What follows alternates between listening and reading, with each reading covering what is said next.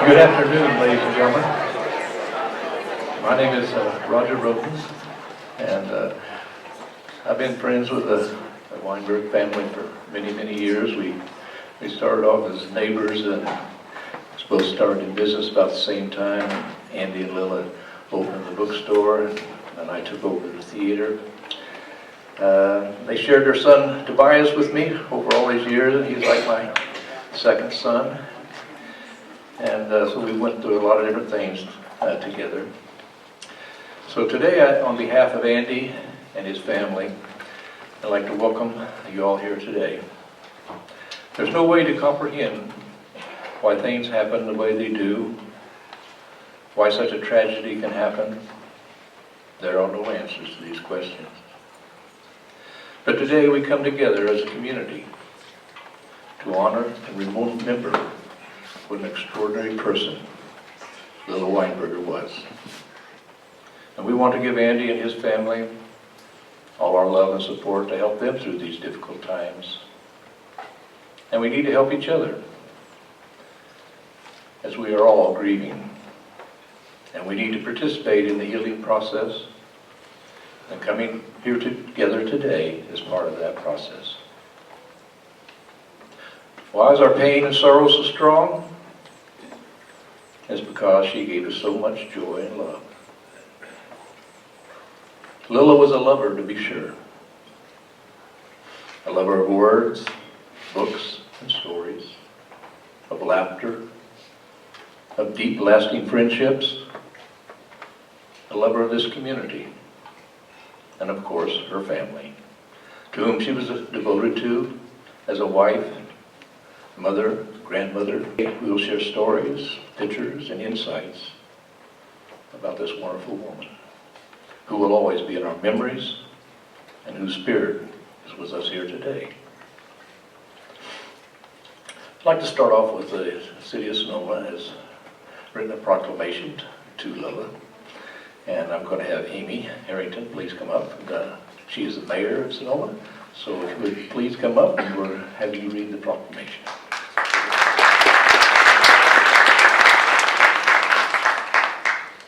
Thank you so much. On behalf of the City of Sonoma, I'm happy to present this proclamation today. I can't tell you how many people mentioned to me that they knew Lila and what she meant to them, and how much she meant to our community. So with that, on October 8th, 1941, Lila was born in Pasadena, California, in a mixed-race, working-class neighborhood. And whereas Lila worked as a teenager at Pasadena Public Library and later on at the Huntington Library in San Marino, at the Library of Congress, where she rose in the ranks and began writing speeches for officials and doing research for LBJ's landmark education legislation. And whereas Lila traveled to India, where she worked for the blind New Yorker writer Ved Mehta, during that period, Lila became interested in photography, which brought her back to the States. She studied at Cal Arts and eventually documented the rise of the feminist studio workshop in Los Angeles. And whereas Lila and her husband Andy traveled and lived in Japan, then in Western Massachusetts, where Lila ran the Women's Services Center and championed the capital campaign that built the first ever battered women's shelter in Massachusetts. And whereas in 1990, Lila conceived the idea for opening a literary bookshop and so become an institution in the town for the last 27 years. And whereas Lila's interest in Barack Obama's presidential campaign led her into a different sphere of activism, Lila was the Northern California Regional Head of Organizing for Action. In 2012, she became OFA's State Field Director of Maryland. In 2014, she worked on the Ed Markey for Senate campaign in Massachusetts. She then became the Executive Director of the National Foster Youth Institute in Los Angeles. In 2017, she and her husband Andy moved back to Sonoma, where she worked on the capital campaign of the Sebastiani Theater. And whereas, in addition, Lila was a dedicated mother of two sons, Gideon and Tobias, a devoted grandmother, a loving sister, and a steadfast wife, she leaves behind her a fierce legacy of love and dedication and is a role model to us all. Now, therefore, I, Amy Harrington, Mayor of the City of Sonoma, on behalf of the City Council of the City of Sonoma, do hereby wish to honor the memory of Lila. We express our gratitude to her and her family for her services to us all. Thank you so much.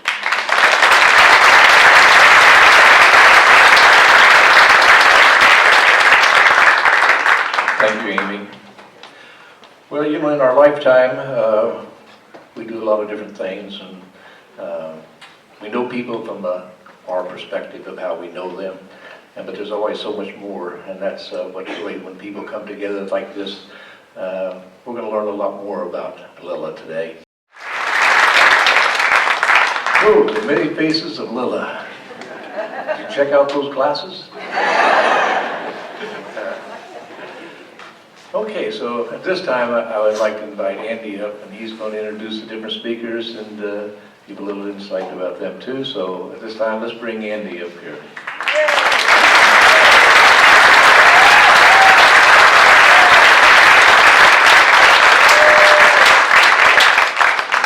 All you need is love and a deep breath. Okay, so Lila had a rich and very varied life. She left a footprint behind that not only in Sonoma but all across the country and beyond. She made a particular difference, I think, in the lives of people of color, in the lives of young people, in the lives of women, and the lives of artists. She hung out with folks who like to cook and folks who like to eat.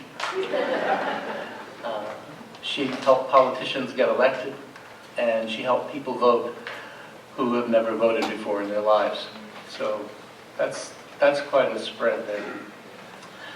And of course, she fell in love with me, which was a perk. Okay. We put together a list. We were going to of our friends to speak on her behalf and give voice to some of those concerns. We've got 5 people here today. We could have easily had 50 people, but then we'd be here all night. So the first person I want to introduce, most of you know, or some of you know. Her name is Ada Limon.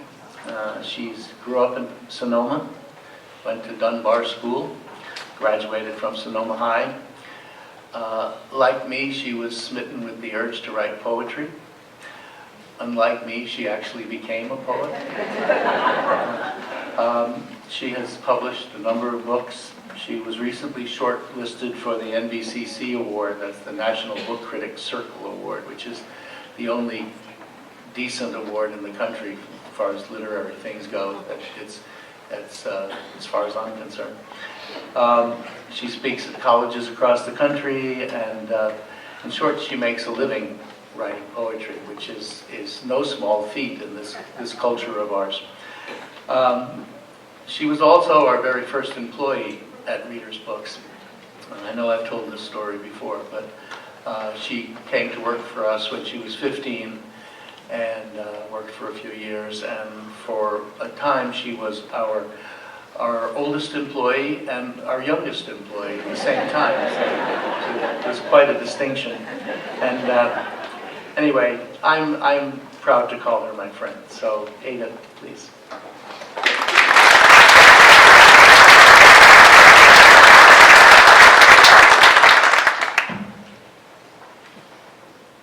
Andy turned to me after the video and said, "See, you can follow that."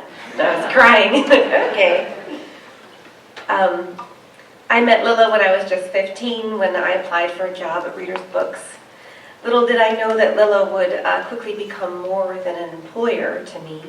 She became a mentor who would quietly support me for the rest of our friendship. She was the kind of woman who, when you said you wanted to join the circus, or become an actor, or become a writer, she not only wholeheartedly support you, she would use all her power and goodwill to guide you to your dream. She'd give you the right book to read with just the right story. Nothing was outlandish to Lila, nothing impossible. And if Lila believed in you, what could you do except to take her word for it? But also, nothing was too heavy or too hard for her. You could bring her your deep sadness as easily as you could bring her your ecstatic joy, and she'd be ready to help you carry it or to help you celebrate it. She seemed to have this unparalleled capacity to take it all in, and in doing so made you feel like you might be able to do the same. I'm grateful every day, not just for her friendship, but for the way she showed me how to live. Here's a short poem I wrote for her, and the light she gave so many of us.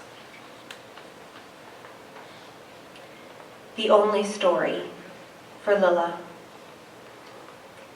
Have you ever read the one about the bright oranges on the branch, heavy with juice?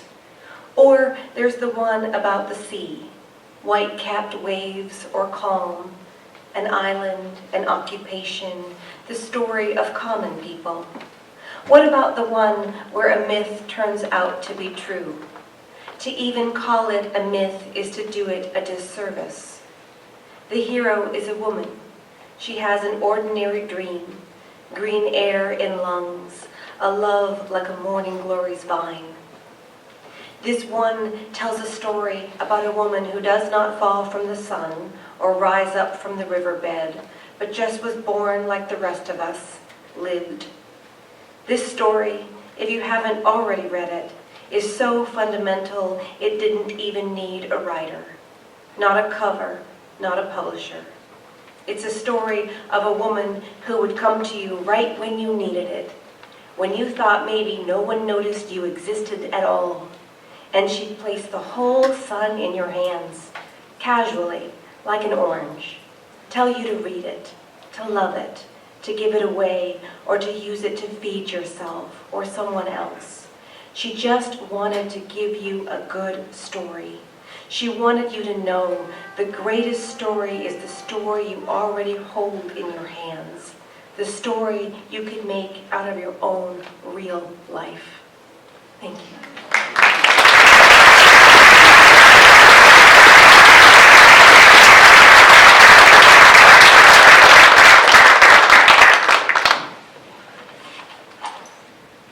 I'd never heard that before.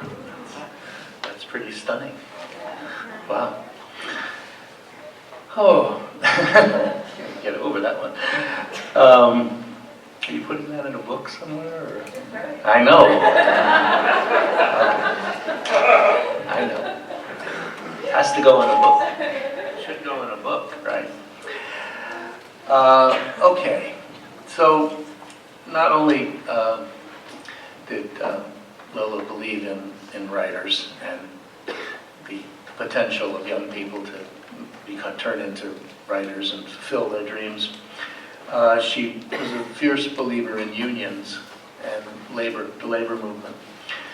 When she worked at the Library of Congress, she helped organize her fellow workers, and they were among the first government employees to come out against the war in Vietnam. Not only that, she was a talented networker, as you may know. In my memory, she was always in a meeting or on a conference call or organizing a weekend workshop somewhere in some godforsaken place. She was forever looking down at her watch, checking her schedule. She had things to do. We have had very different senses of time, of course. I'm on Jewish time, she's on Presbyterian time. On time for me was 20 minutes early. For her it was 10 minutes late. She was always late. I used to scold her about that. Now I miss it. Our next speaker comes from that world, sort of, although I think he's on time most of the time. His name is Orrin Teicher, and he is the president of the American Booksellers Association, which is the umbrella organization that takes care of indie bookstores like Readers. ABA defends our rights in court. They go to bat for us against giant corporations like Barnes & Noble and Amazon. They teach the business of bookselling to newcomers. They connect us to other booksellers and to the publishing world. Lila served on the national board of the American Booksellers Association with Orrin in the early years of the George W. Bush administration. You may have noticed the picture of Laura Bush there. That's when they went to the White House to give a library to the incoming president. And traditionally, the president would come down, and there's a cookies and coffee and photo op that they do. George Bush was the first president not to show up, but he did have the good sense to send Laura, who was actually a reader, and they had a wonderful time with her. They were a little bewildered what she was doing with him, but it was a marvelous experience. And in fact, Lila asked her what she was reading, and she said, "Oh, I'm reading the life of Lillian Hellman, who was a communist, you know," and I thought, wow, you know, that's different, you know.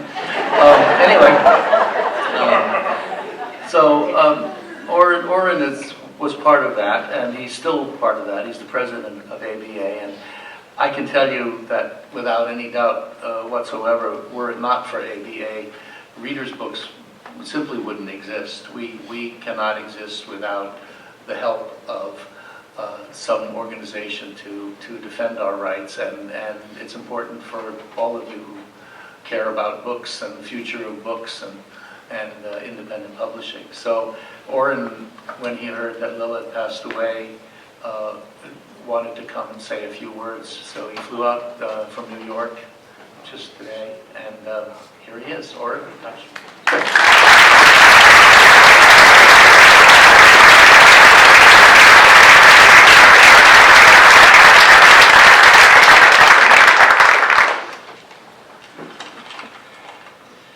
Thank you, Mindy. First, I really do want to thank you for inviting me to be here today. I am deeply honored to have been included. I'm here wearing two hats.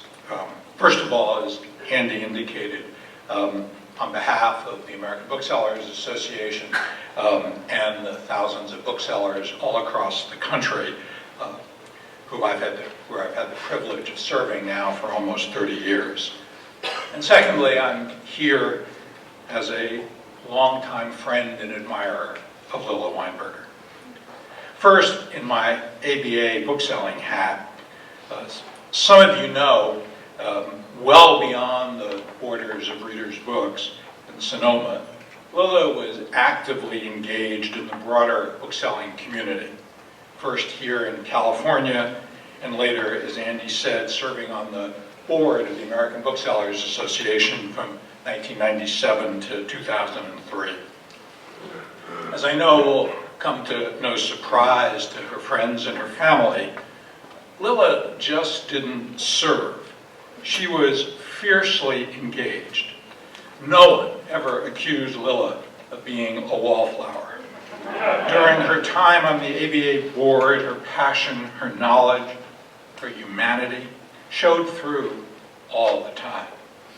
And as my bookselling friends here in the audience know, those were not exactly easy years in bookselling.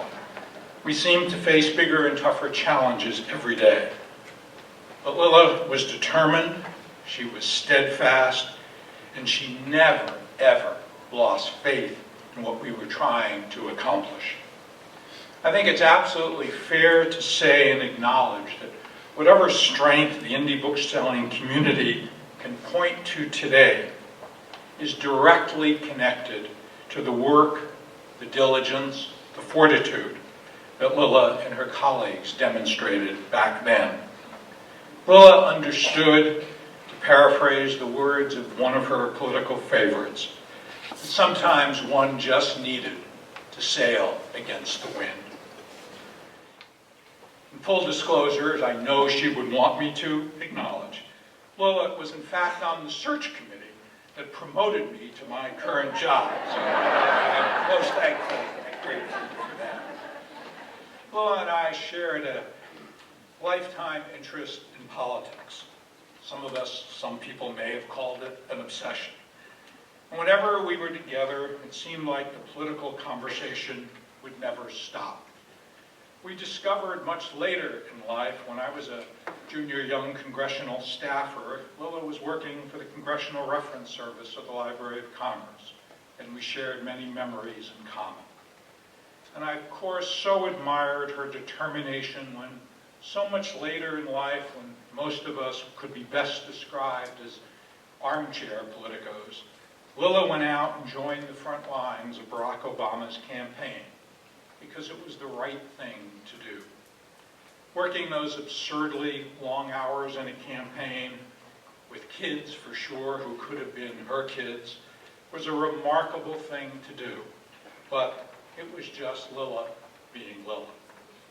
Those of us in the bookselling world knew about Lilla's passion, but she brought that to a whole new level in politics.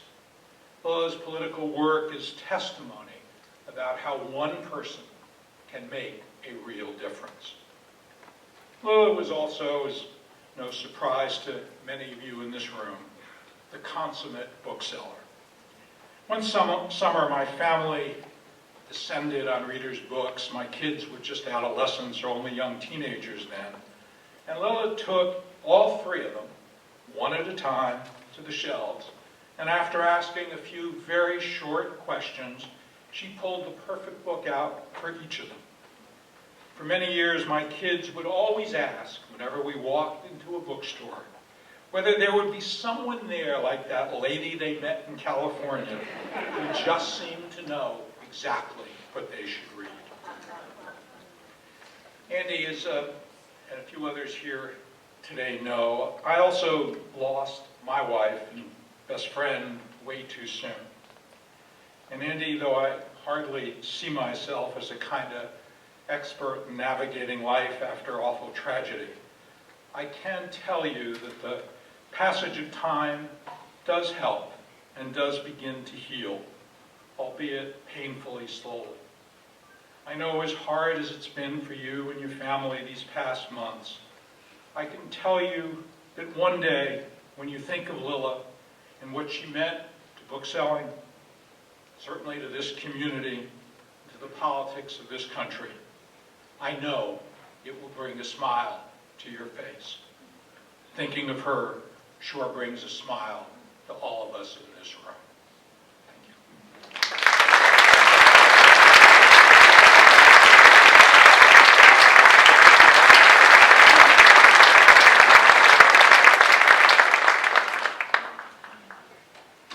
Hey, okay. Goes on and on. In the 80s, when we lived in the Berkshires, Lilla, wait a minute, am I ahead of myself? No. In the 80s, when we lived in the Berkshires, Lilla worked for a nonprofit organization called Women's Services Center. Women's Services provided aid to downtrodden women, women seeking pro se divorces, women having custody issues, women needing restraining orders from men. One particular focus of the organization was battered women. Lilla started out there as a counselor and quickly rose to become the director. Along with our next speaker, Kate Hill-Tapia, she led a capital campaign to build the first ever battered women's shelter in Pittsfield, Massachusetts. It's still being used today, and it's a kind of a model for these things. And we had a lot of experiences in the Berkshires beyond that, but I thought I'd ask Kate, who's a dear old friend, to talk about that period and her memories of Lilla. So, Kate, please.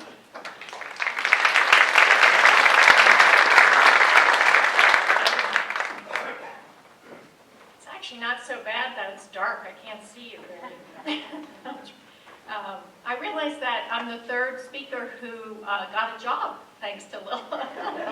She was on the interviewing committee. Anyway, good afternoon. Thanks, Andy, for this opportunity to share part of Lilla's life story.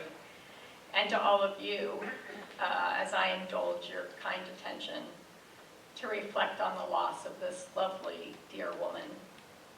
Lilla was a collector of people, and each of us had a unique experience of how she touched our lives. To get a little sense of who we are, No, I can't see you. Maybe we'll be able to a little bit. I thought it'd be interesting to see a show of hands of how long we've known her. For instance, who knew Lilla for 60 years or more? Front row people. How about 30 years or more? 30 years. 30 years or more. Thanks. 10 years or more. Wow. Wow. And 5 years? I mean, the 5 years are under club? Interesting. You know, it didn't take more than what? About 5 minutes for you to feel connected to her, if not deeply connected to her. When I moved to Western Massachusetts in 1988 to work at the Women's Center, I lived with the Weinbergers. Tobias and Gideon were 9 and 11, and Andy was writing and the stay-at-home parent. Thus, I became one of many friends who consider themselves members of the Weinberger family. I even got to work at Reader's Books in 1996 for 2 months, where falling in love with Arthur and Moosey, Andy's parents, was the best benefit. Driving to work at the Women's Center one morning, I asked Lilla if it was hard for her to leave Gideon and Tobias and the house all in Andy's hands. And she gripped the steering wheel and said emphatically it was one of the hardest things she ever had to do. As director at the center, Lilla built relationships between that progressive, grassroots feminist organization and United Way and local law enforcement and the courts and other community groups. There was still a lot of mistrust and ignorance around domestic violence, much less a feminist approach to addressing it. But she utilized her understanding about domestic violence to improve the effectiveness of future endeavors, not the least of which was the foster care work that she cared so deeply about. It was in the Berkshire Hills, actually, that Lilla caught the political campaign bug. In 1990, she worked on state rep and local attorney Sherwood Guernsey's bid for state senate. Sherwood lost the race to Jane Swift, who would later become the first woman governor, and actually only woman governor of Massachusetts. But Lilla was excited by the process and became active in the Democratic Party. The Berkshire community was heartbroken in 1991 when the Weinbergers announced that they would return to California. So in a way, we can relate to the sadness of the Sonoma community as you face life without her sweet energy and enthusiasm. In 2013, Lilla returned to Western Massachusetts to lead Ed Markey's successful U.S. Senate campaign, and you'll hear a little bit more about that from the rabbi. More recently, I had the fun of helping Weinbergers set up a 2-bedroom Airbnb in Sheffield, Massachusetts. You can find it listed as the Little House in the Woods. Come see it. Lilla understood that it was necessary to ask in order to receive, whether it was for volunteers, votes, or donations. She would be humbled and incredibly grateful for the many contributions made in her memory.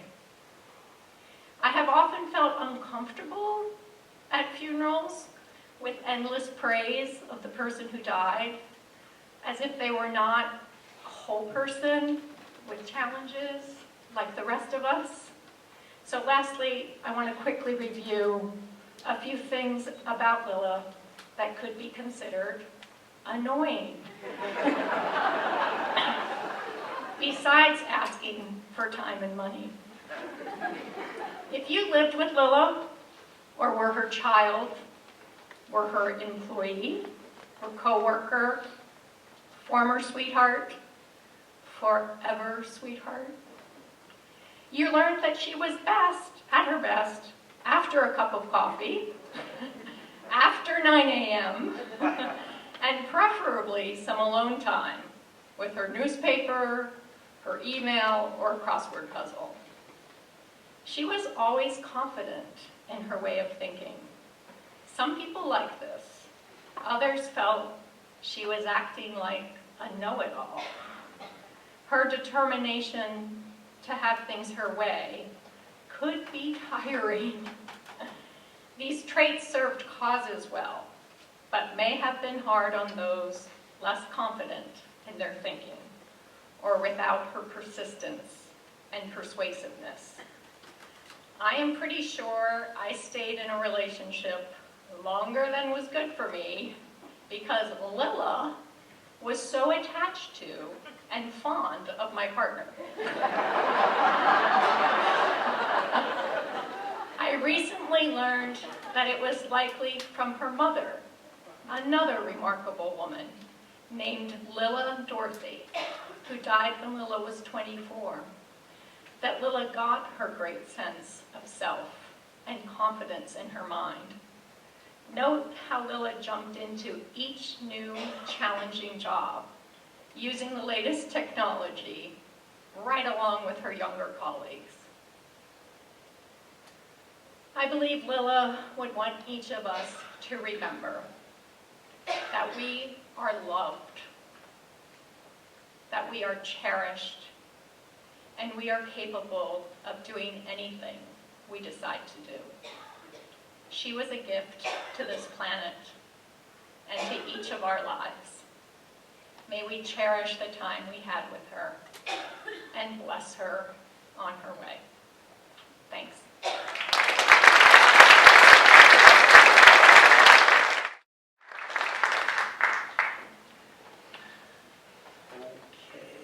Now, I want to introduce somebody who didn't get his job through Lilla. He got it the old-fashioned way. He bribed somebody.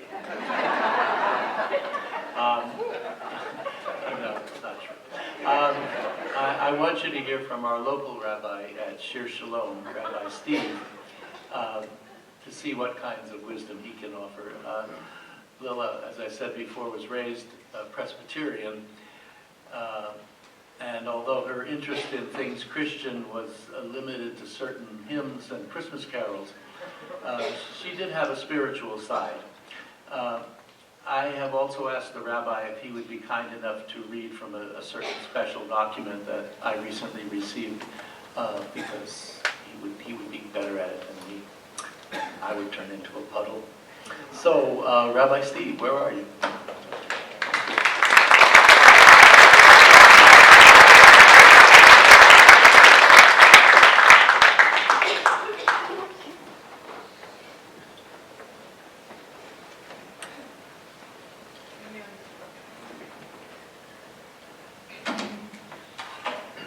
Start by saying the criteria for success for Lilla was so high. I am so glad she was not on my search committee. I wouldn't be here.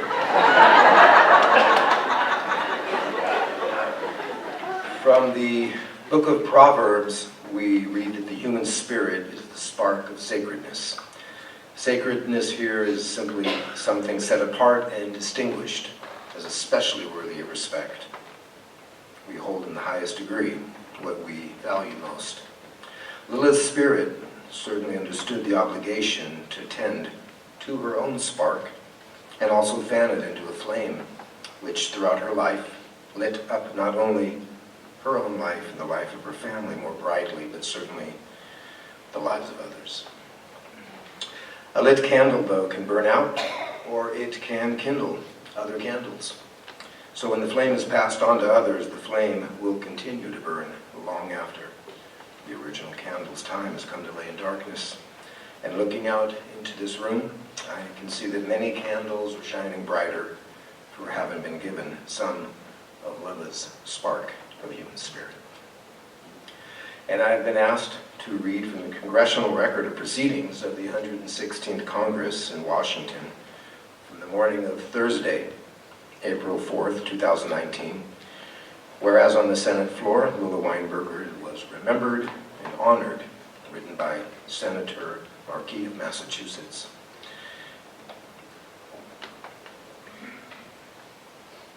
Here we have the actual document and a note to Andy. I knew Lila to be an incredible force for good in this world. The life she lived with purpose, of kindness, of justice, should be recognized. Enclosed is the statement that I have entered into the congressional record celebrating Lila's legacy of service. Lila was missed tremendously, but her spirit lives on in every single person she helped. She led, and inspired, including me, Mr. Markey.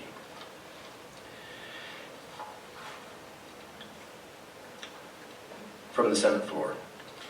I wish today to recognize the life of Lila Weinberger, a beloved daughter, friend, and activist who devoted her life to the causes of democracy and the literary arts. Lila Weinberger was born in 1941 in Pasadena, California. She became involved in the women's movement while at Cal Arts. And after college, she worked at the Library of Congress and carried out research and worked on speeches for President Lyndon Johnson's landmark education legislation. She moved to Lenox, Massachusetts, and there she was an integral part to the building of the first ever domestic violence shelter in the Commonwealth.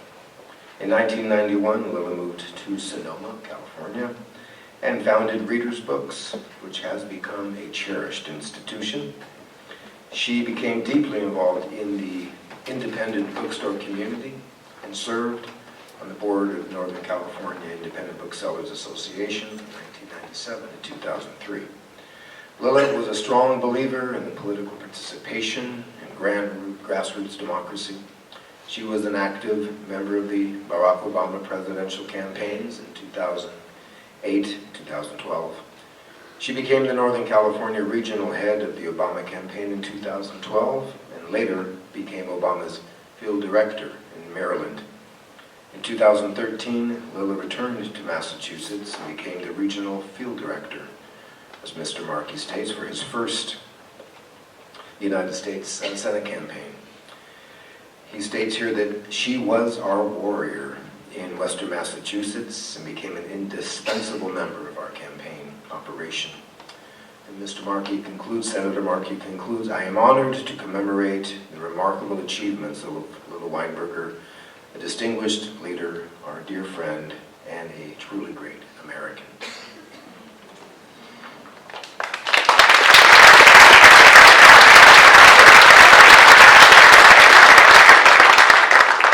So women such as Lila, they serve as conduits.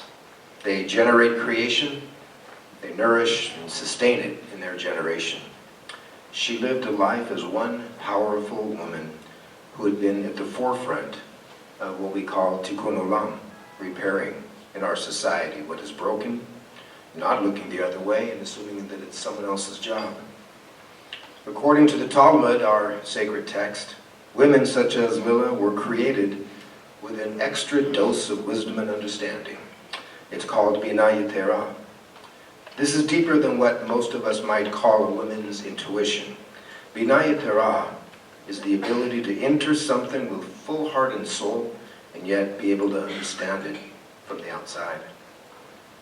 In closing, I draw again from the rich wisdoms of the book of Proverbs, but this time chapter 31, where we find a tribute to women such as Lila.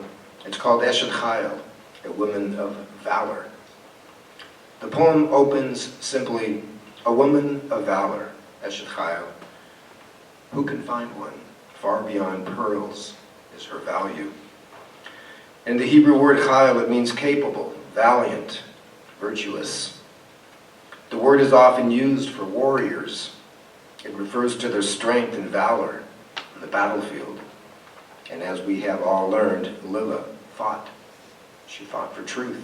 She fought for justice on many and many more things, on many battlefields.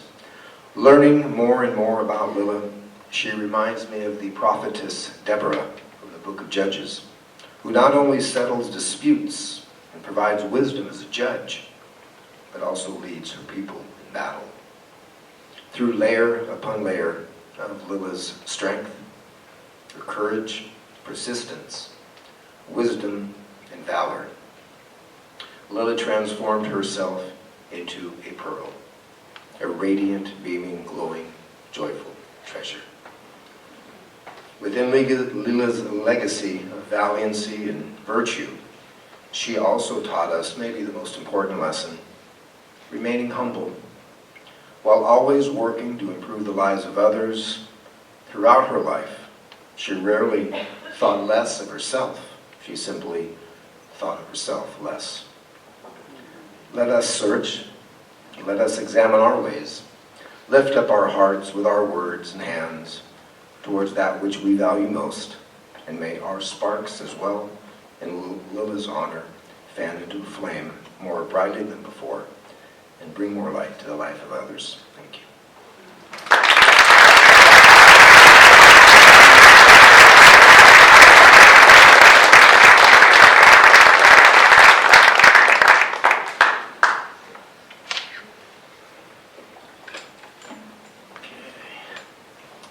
And now finally, I'd like to introduce myself. Oh wait, you already know. Never mind.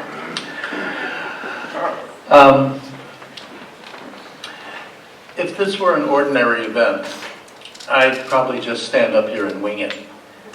No notes, nothing. That's kind of the way I live my life. Just me speaking straight from the heart. I've done that many times before, and I usually do it without screwing it up. But this is not an ordinary event. So you'll forgive me, I'm sure, if just this once, I try to stick to the script. I'll try anyway. We're here today to talk about my wife, Lila, who passed away exactly 10 weeks ago today. She died just a few feet from where I'm standing. And I know the fact that she's gone has left a huge gaping hole, not just in my heart, but in the whole town of Sonoma and beyond. I have a large shopping bag at the bookstore full of condolence cards to prove this. It has to weigh about 10 pounds. I have an American flag taken off the dome of the United States Capitol and sent to me by Senator Markey in Massachusetts in her honor. And you just heard the tribute that he paid to her in the congressional record, which I found amazing. At the bookstore, we've received a steady stream of flowers and candy and wine and cookies. And if sympathy cards and food and flags and flowers could somehow bring Lila back, I'd be beside myself with joy. But we all know that's not going to happen. Even now, I lay awake at night, sometimes thinking, in spite of all the evidence to the contrary, that this is just a terrible dream, a trance I've somehow fallen into, and that one day I will awaken and find her sleeping right beside me, just like always. I want to roll back the clock to March 24th. She'll get up from the breakfast table and say she's going down to the theater to help take care of Elijah, our grandson. And instead of nodding, my uncharacteristic response will be, no, you're not. You stay right where you are. What I've learned these last 10 weeks is that life doesn't work that way. People follow their own paths. Accidents happen. The world can turn on a dime. My world certainly has. As I wrote in her obituary, Lila and I have known each other since I was 11 and she was 16. She went to my bar mitzvah. I went to her first wedding.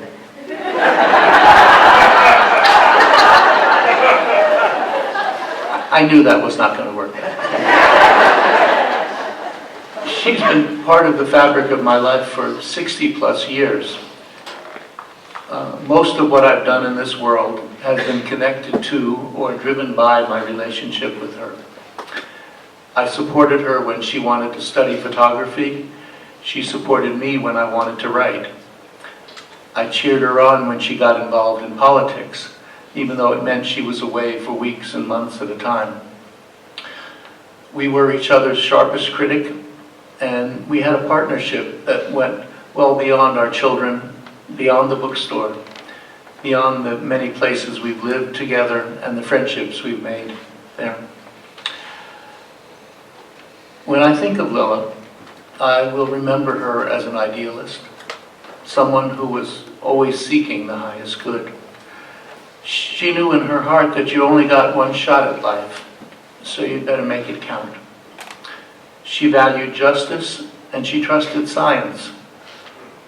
She thought that history, even if the tide was running in the wrong direction, could be corrected if you worked at it. If she had a fault, it was that she just wasn't cynical enough for this modern world. Kate mentioned that she first got her feet wet in politics when we lived in Massachusetts, but that's not true. It really started much earlier in life. It was 1955, actually, a long time ago. In 1955, Lilla ran for health commissioner at John Marshall Junior High in Pasadena. That's an important place. Her opponents all ran on platforms that talked about the evils of cigarettes and why chewing gum wrecked your teeth and how important it was to always wash your hands after you went to the bathroom. Not Lilla. She was after much bigger fish. She campaigned on the health risks of nuclear war.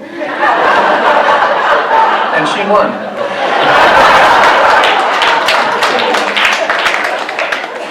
Then, one morning, a few weeks later, she was walking to school and the air raid sirens went off. I don't know if you are old enough to remember this, but in those days, all big cities like Pasadena's had a warning system to alert the public about an imminent enemy attack.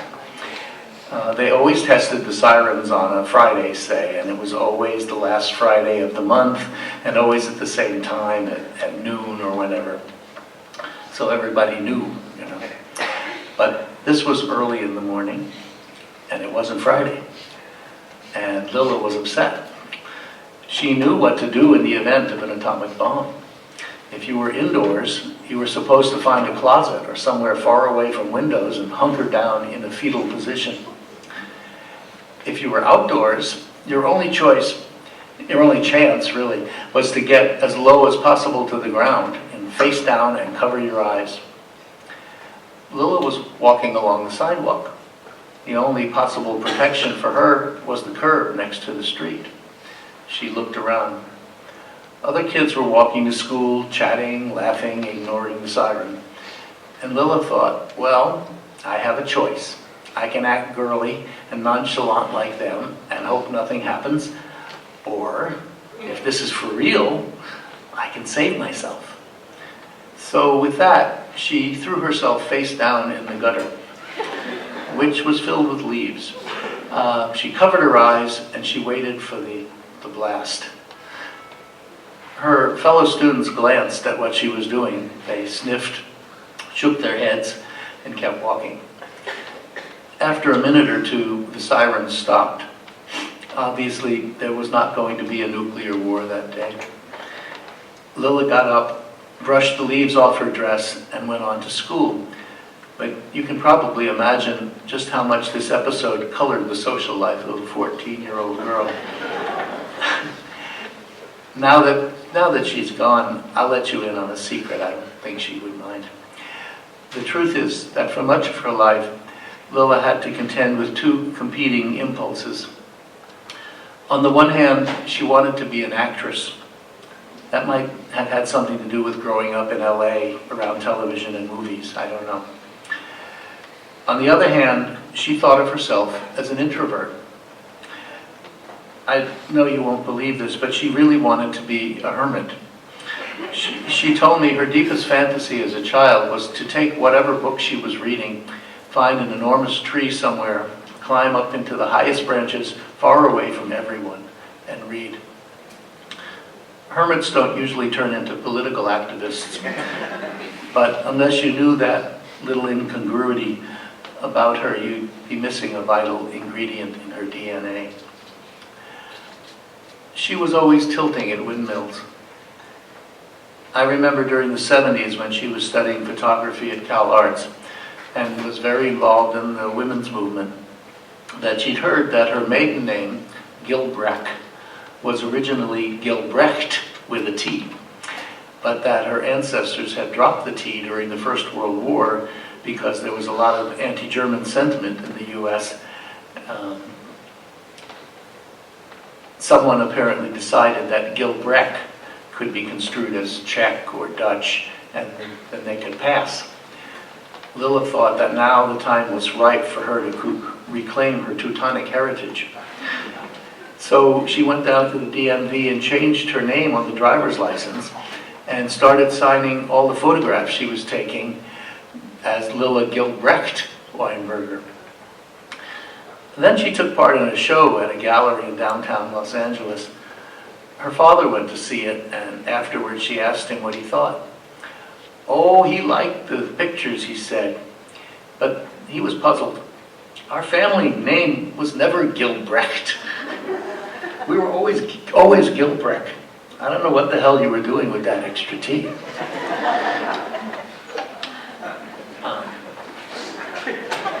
That was kind of how she upgraded. I don't have Lila anymore. What I have is a lot of pictures and a ton of wonderful memories and the knowledge of just how much all of you loved her. And I don't know, maybe that's all there is. Maybe that's all one can hope for from a 44-year marriage. I wish it had been longer. In fact, I even selfishly wish that I had died before her so I wouldn't have to go through all this pain and anguish. But that's not how it happened. These are the cards we're dealt.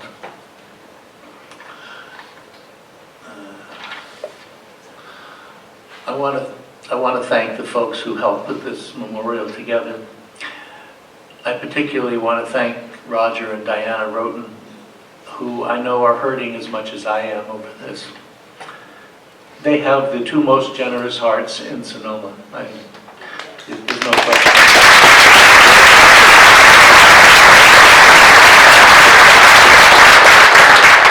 I also want to thank Jocelyn Vick, the president of Sebastiani Theater Foundation, for her help in putting together the slideshow and matching it with music that Lila loved. Thanks to those who provided food in the lobby there, and to those who spoke, to Ada Limon, Oren Teicher, Kate Hill Tapia, and Rabbi Steve. Thanks to the staff at Reader's Books, to Jude and Thea and Rosie and Barbara and Brian, for helping me to put one foot in front of the other these last few months. Other people, Bernie and Kat Kraus, Judy Friedman, Tony Genesi, and 100 other fabulous folks that I will forget their names. You're out there. And thanks to all of you for coming out today to help think about Lila and remember her. I'm sure in some invisible form, she'll always be out there in the cosmos to prod us and cajole us into doing the right thing. Kate said she could be annoying now and then. I like to think of that as persistence. That's just who she was. And Senator Markey got it right too. She was a warrior. She had no use maybe for organized religion, but she believed, like Abraham Lincoln, in the goodness of ordinary people. She believed in the power of kindness. And I know that wherever she is, she's looking back at us now, and she's smiling. Thank you.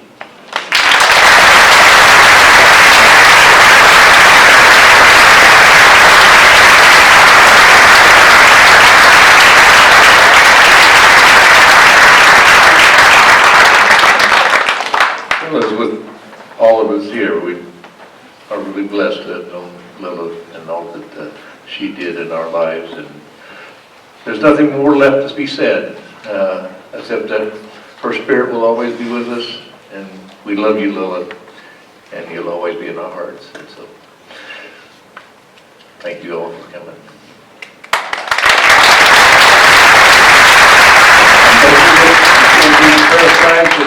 food out there, and if you have a chance and you want to make, we're going to make the prayer flags, we'll be hanging them in the bookstore, so thank you very much.